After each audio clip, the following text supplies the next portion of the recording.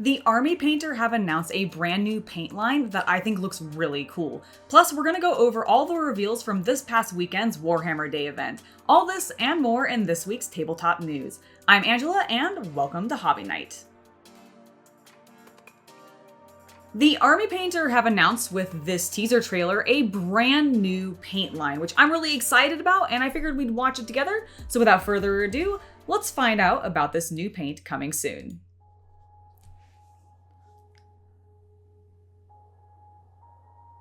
That is a very smooth first coat. Wow. Whoa. Okay, the yellow.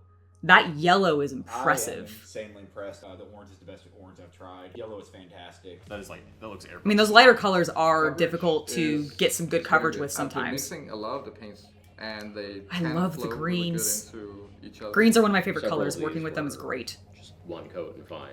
In general, the coverage is impressive. Yeah. Yeah, this yellow, it looks good.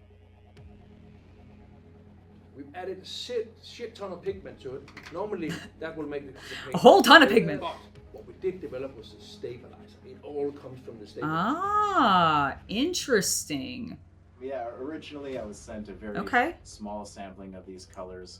Most of them were mid-tones. You know, I'm looking for a deep blue, reaching to my other paints, and yeah, I kept wanting to reach for Fanatic paints, and I was very upset that I didn't have more. These are, without a doubt, like the nicest paints I've used. For real. For real. These perform so much better than the other ones that I would replace them. I mean, this is a lot of high praise, The coverage is I will admit. so smooth and so good that you need a lot less layers to have a smooth finished product. Okay, that's actually a good point, and if that's true, that's great, because that's what I actually like about contrast too, is you don't really need as many layers, and so you're not building up as much paint. Yeah, the magenta. The coverage is amazing. And I'll tell you what, they are going on super smooth. Oh, that teal is gorgeous. They've done a really good job on these. Oh, I'm excited to try these.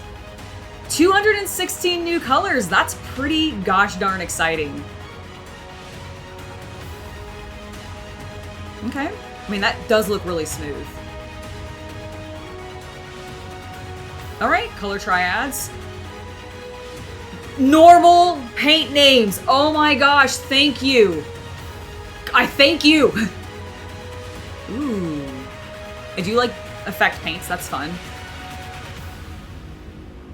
Warpaints Fanatic. Now, I know that people might not be ready for the best paint in the world, and I know for a fact that they might not have expected the Army Painter to do it. I mean, that is probably true. This release to all of the hobby maniacs, passionate painters, die-hard gamers, and faithful followers. Are you a paint fanatic? Find out in the coming weeks, where we'll be sharing exclusive product demos, in-depth tutorials, and behind-the-scenes glimpses that led us to create this game-changing line of paints. A game-changing line of paints, huh? Well, I am actually quite excited about seeing these paints, because I love seeing new paints come out onto the market. I've said this a number of times. I said this back when Army Painter was doing their speed paints line, when Citadel created the contrast line. I know that there's been a ton of other paint lines that I haven't even covered that have also continued to add more and more products to what we as hobbyists can choose from. And seeing this really nice new looking paint coming from the Army Painter, which I feel like is sometimes a company that, I don't know, had a weird bad reputation, at least in the area that I was from, and I never understood it because I had always enjoyed their paints well enough. I really liked the speed paints when those came out. Even the first batch, which had some problems, I still enjoyed and thought worked quite well. And the new 2.0, while I've not tried it, I have heard nothing but fantastic things from my patrons and other followers. So it's really cool to just see that they're doing well and that brand succeeding.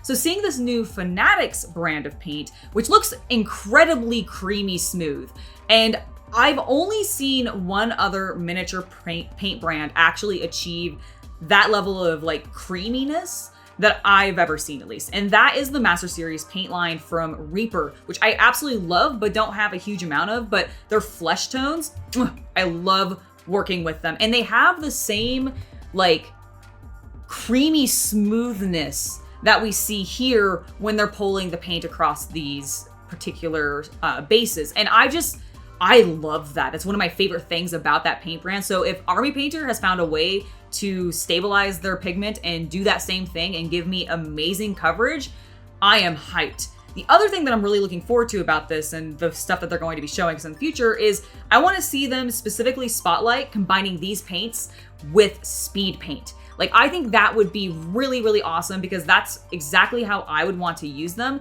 And so if they can even highlight how well they'll work together, how you can get so much depth and richness out of these colors and then reuse these same colors as highlights and really enhance what your speed paints are already doing, I think that's fantastic. And I, for one, am excited to learn more. Hey guys, I just wanted to jump into the video to remind you to hit that subscribe button if you haven't already, especially if you're enjoying the content that you find here. And if you're into the spicier side of the hobby, well, my Only Fanatics VIP page is currently 50% off through the end of the month for new subscribers. So if you're interested in that kind of thing, use the link in the video description below, and I hope to see you there. Now let's go ahead and get back to the video. Now let's jump into the Warhammer Day event and all of the glorious, glorious new miniatures that we got to see. And I'm gonna start with my all-time favorite, the thing that I was actually hoping to see the most, and that is the glorious new Bretonnian force for the old world. That's right, they gave us not just this one Lord on Pegasus model, which, by the way, looks absolutely gosh darn fantastic. Like, just look at the wings, look at the detail on all of his clothes. That helmet is amazing. He's got a shrine to the lady on his head, which is just glorious. You can also alternatively, if you don't want him to be a full-on, I think it's a duke, you can, or a baron, I can't remember now, you can make one or the other, and this is the alternative build for it, and it looks amazing. Does it say in the, it probably says in the article. Let's see. You can either have a lofty duke or a baron. Okay, I was correct. So you can either have this glorious duke, which I just love his helm so much, or you can have the baron, which is this guy here with the crown, a bit more modest. It's not as pompous as the giant lady statue on his helmet. There's just also other options. You can have one of them having a banner, which is really cool. You guys know how I feel about banners. I absolutely dig them. I love the Bretonnians. I think they're so, so cool.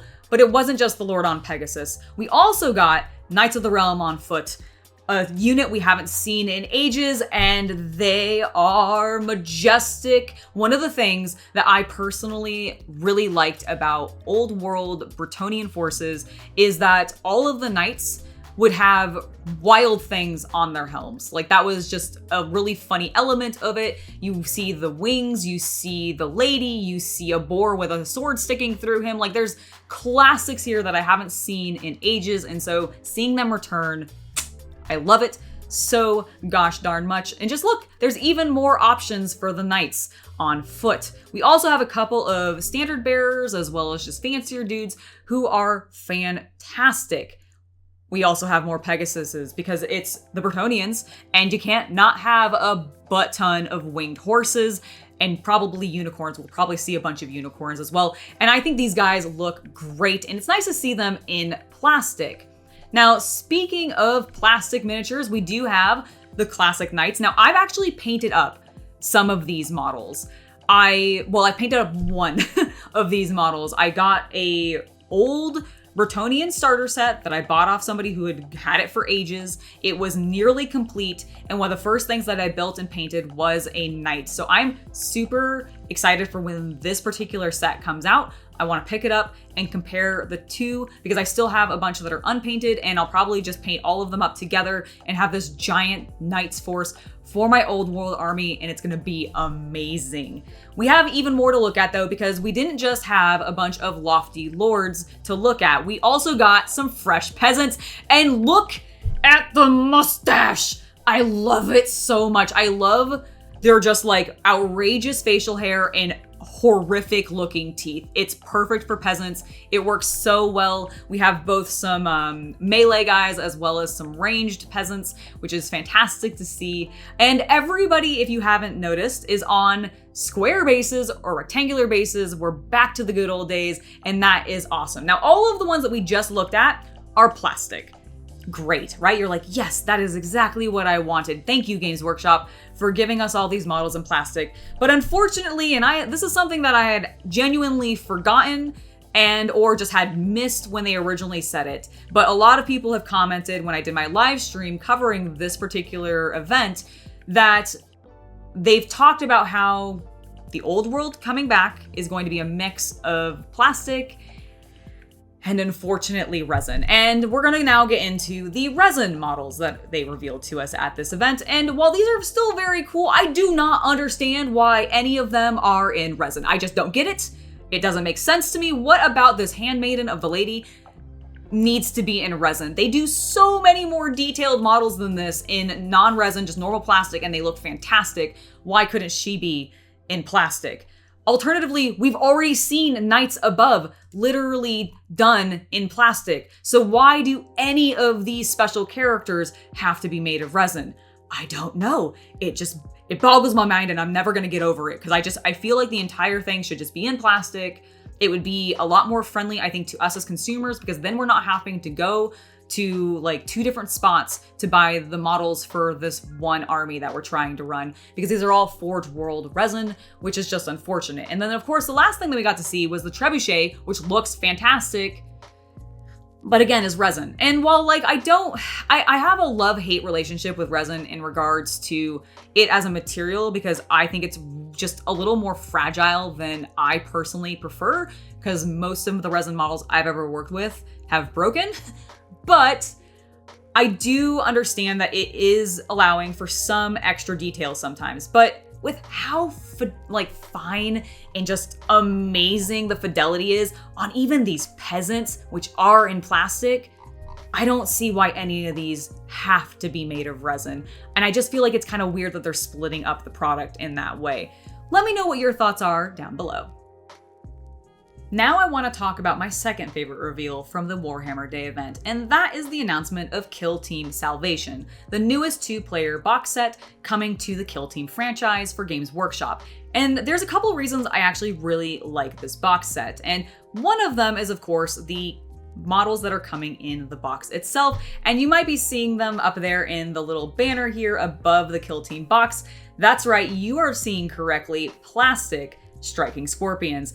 I'm very excited to see more and more aspect warriors getting turned into plastic and being moved out of resin hell because I personally just don't like working with resin that much. And I think these new sculpts are glorious. They are very similar to the classic designs, if I admit, but I kind of like that. I actually like them being reminiscent of them, but they're obviously scaled up to match the proportions that we've been seeing Games Workshop's products move into ever since they announced the Primaris Marines, and I just think these guys fit perfectly. They're really, really lovely to see, and all of the designs just look great, and also that green, so good. They're so bright, they're so striking, hence their name. Now, the other characters that are going to be in this particular set are the recently announced Space Marine Scouts, and it is lovely to see Raven Guard Scouts represented in the paint scheme for this box because that's super appropriate. Raven Guard have, I think, like one of the largest scout groups of Space Marines, like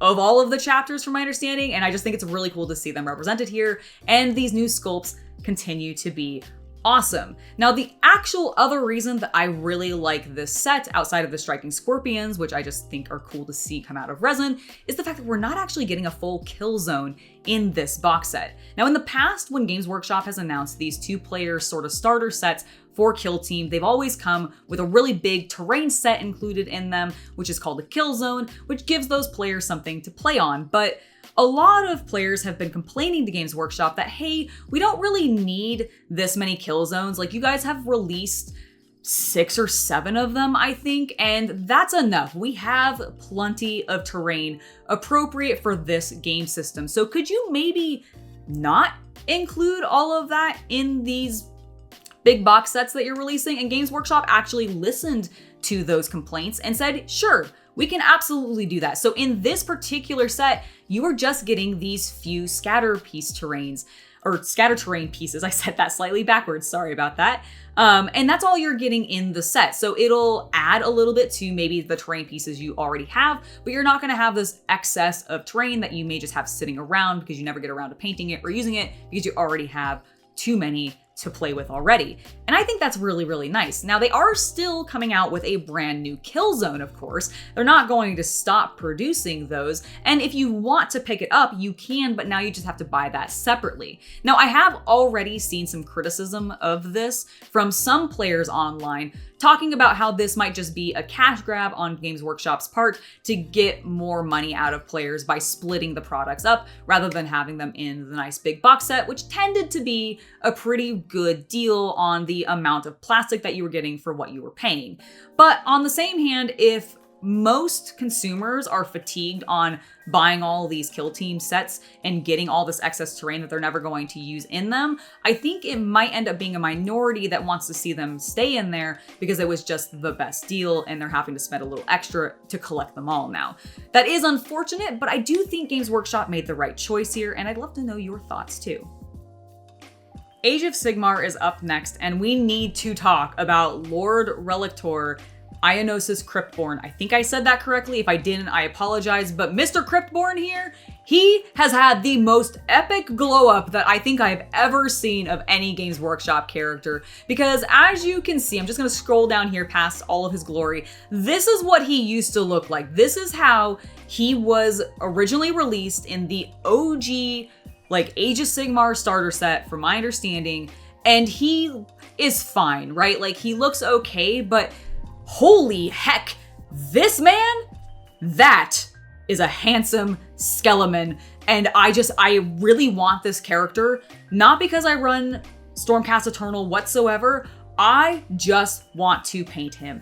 The dragon looks badass. He looks amazing, and I can only imagine how many Space Marine players might end up picking up this character and ending up using this guy as just a chaplain in their armies, because that's what he looks like to me. When I saw this guy on stream and they revealed him, I'm like, that is just a Space Marine chaplain riding a dragon, and I am both excited and confused. I don't know what's happening. I feel like he should be with the Salamanders. Oh my gosh, I really, really like this character. I just think the sculpt is genuinely super rad, and good lord, a major glow up from what he used to look like.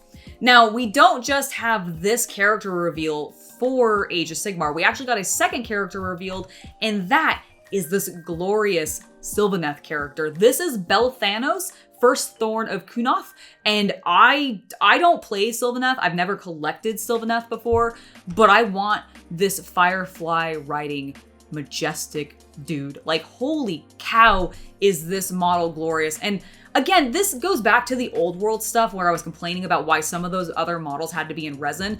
Look at the detail on this model. Look at the insanity of those individual leaves in his cloak. There's no reason for it, Games Workshop. Just give it to me all in plastic. That's all I ask. But getting back to our Age of Sigmar friend and his giant firefly bug, who I would honestly not want to mess with. But do you see his little proboscis tongue thing? Oh, I love what they're doing with all of these models. I'm super excited to see this one when it comes out. And again, this might be one that I end up picking up just to have fun painting, because I think you could see some like really cool and wild designs on both the figure himself as well as the bug, and just doing some interesting color palettes and really having some fun with it as a hobbyist. To my utter disappointment, the Warhammer 40k announcements were actually probably the least exciting thing of everything revealed to us at Warhammer Day 2023 this year.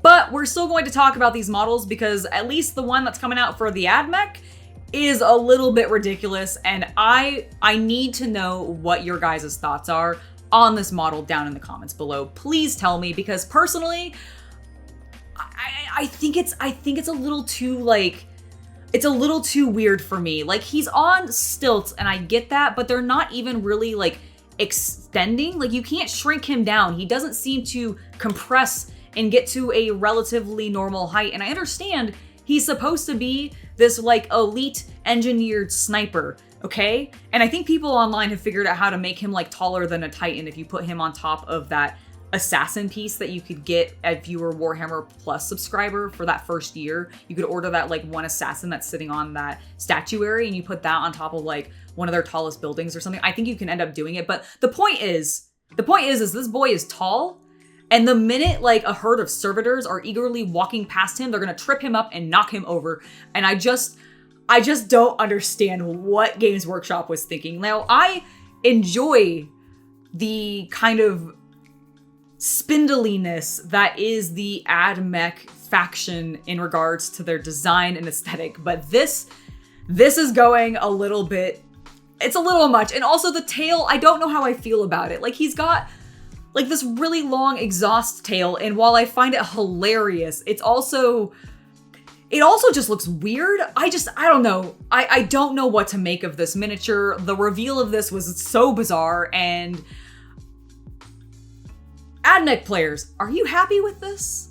Now, moving on from the AdMech, which did get, by the way, a codex announcement. They are going to be one of the next codexes to come out after we have gotten our Tyranid and Space Marine one, obviously, which I think has officially happened. We have both of those out now. Yes, yeah, we do. So these are going to be the next ones. We have AdMech, and then the one that's going to coincide with that is, of course, the Necrons, which I do think is very appropriate. And with the announcement of the new Necron Codex, we also got a new Necron model. Meet the brand new glowed up Emotech.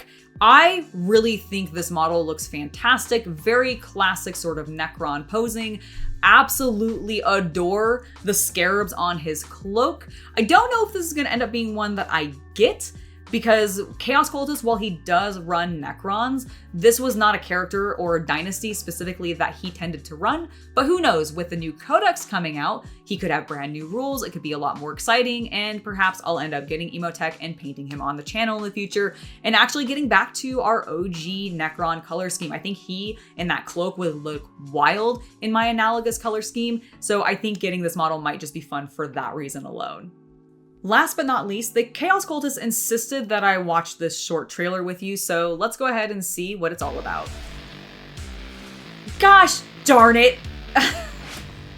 No. No. No. No. No. No. Extra grip? Extra grip to destroy the paint off of your miniatures? I am still not convinced that this is a good idea, so no. No, I don't support this. No, Games Workshop, get your Iron Maiden case out of here.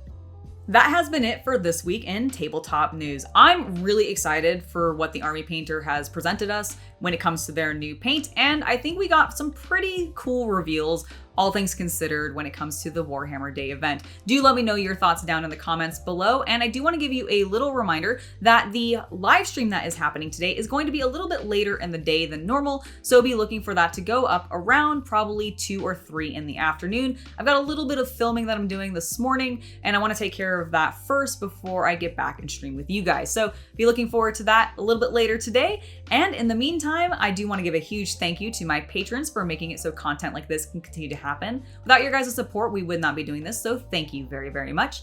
I have been Angela, and I hope you have a wonderful hobby night.